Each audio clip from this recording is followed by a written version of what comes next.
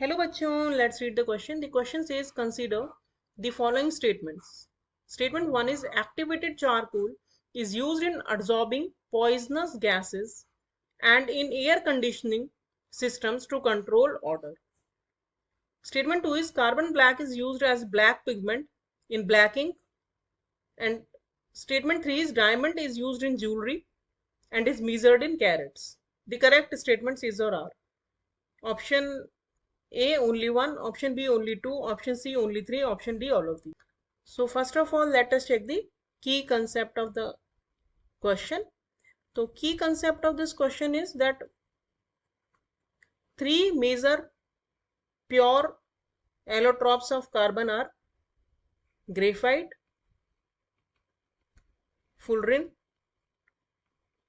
and diamond. और जो graphite और फुलरेंस होते हैं, इनके इम्प्योर फॉर्म जो होते हैं वो होते हैं कार्बन ब्लैक, चारकोल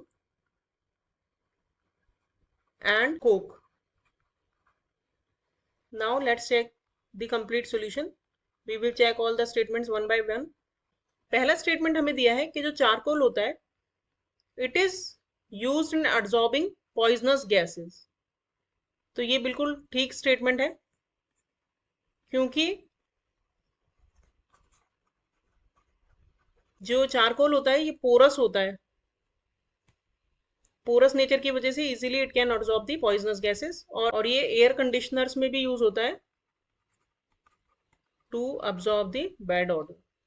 दूसरा स्टेटमेंट दिया है कि जो कार्बन ब्लैक है it is used as black pigment in black ink.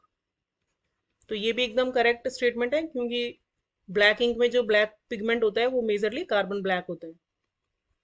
और थर्ड जो हमें स्टेटमेंट दिया है वो दिया है कि जो डायमंड है वो ज्वेलरीज में काम आता है और ये वेल नोन फैक्ट है क्योंकि डायमंड जो है वो बहुत ही प्रीशियस स्टोन है, इसलिए it is used in jewellery और इसे कैरेट में मेजर किया जाता है.